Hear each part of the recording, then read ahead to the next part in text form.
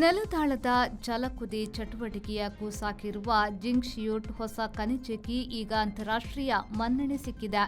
2025ರ June ತಿಂಗಳಲ್ಲಿ ಚೀನಾದ ನೆಲತೊಡಲು ಶಾಸ್ತ್ರಜ್ಞರು ಹೊಸ ಖನಿಜವೊಂದನ್ನು ಕಂಡುಹಿಡಿದರು. ಕೂಡಲೇ ಅದನ್ನು ಇಂಟರ್ನ್ಯಾಷನಲ್ ಮಿನರಾಲಜಿಕಲ್ ಅಸೋಸಿಯೇಷನ್ ಕಮಿಷನ್ಗೆ ಕಳುಹಿಸಿಕೊಟ್ಟರು. ಅಂತರ್ದೇಶೀಯ ಖನಿಜ ಮಂಡಳಿಯು ಹೊಸತೆಂಬುದನ್ನು ಒಪ್ಪಿತು. ಈಗ ಅದನ್ನು ಗ್ಲೋಬಲ್ ಮಿನರಲ್ ಡೇಟಾಬೇಸ್ನಲ್ಲಿ ಕೂಡ ಪ್ರಕಟಿಸಿದೆ. ತೆಂಕಣ ಚೀನಾದ ಗುವಾಂಗ್ಸಿ ಜುವಾಂಗ್ ಸಾಯುಧ ಪ್ರಾಂತ್ಯದ ಗಣಿಯಲ್ಲಿ ಇದು ಪತ್ತೆಯಾಗಿದೆ. ಅದು ನಿಕ್ಕಲ್ ಕೋಬಾಲ್ಟ್ ಗಣಿಯಾಗಿದ್ದು, ಈ ಹೊಸ ಖನಿಜ ಅದರಡಿ ಸಿಕ್ಕಿದೆ. ಜಿಂಗ್ಸಿ ಗಣಿ ಪ್ರದೇಶದಲ್ಲಿ ಸಿಕ್ಕಿರುವುದರಿಂದ ಈ ಹೆಸರು ಇಡಲಾಗಿದೆ. ಈ ಜಿಂಗ್ಸಿಯೂಟ್ ಕೂಡ ಗಂಧಕದ ರೀತಿಯಲ್ಲಿ ರೂಪುಗೊಂಡ ಹೊಸ ಖನಿಜವಾಗಿದೆ.